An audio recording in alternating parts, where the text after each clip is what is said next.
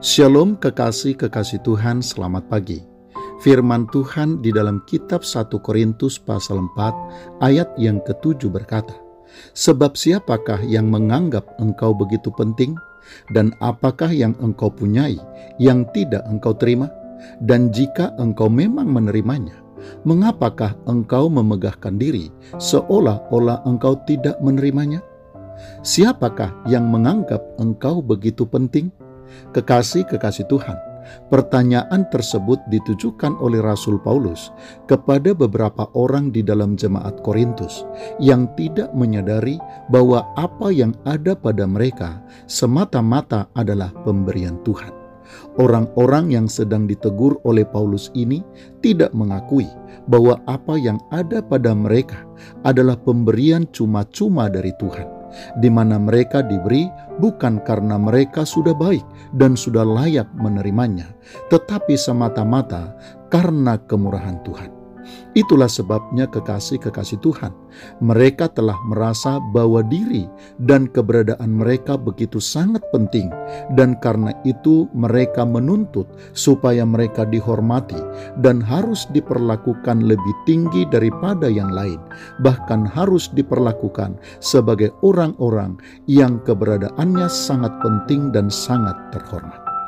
Kekasih-kekasih Tuhan, kita memang adalah orang-orang yang berharga di mata Tuhan, dan karena itulah Kristus mau dan bersedia mati di atas kayu salib demi untuk kita. Kita juga adalah orang-orang yang penting dan bahkan sangat penting bagi Tuhan. Itu pula lah sebabnya Ia menjadikan kita biji matanya. Namun tentu kekasih-kekasih Tuhan, harus kita sadari bahwa nilai, harga, dan pentingnya kita bukanlah karena diri kita sendiri, apalagi bukanlah karena apa yang kita miliki dan yang ada pada kita hari ini.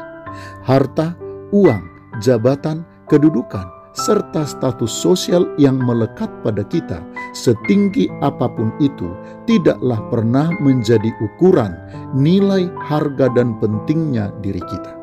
Kita tidak pernah berharga dan bernilai atau penting hanya karena kita memiliki semua itu. Kekasih-kekasih Tuhan, kita menjadi penting, berharga, dan bernilai semata-mata karena Kristus yang ada dan tinggal di dalam kita.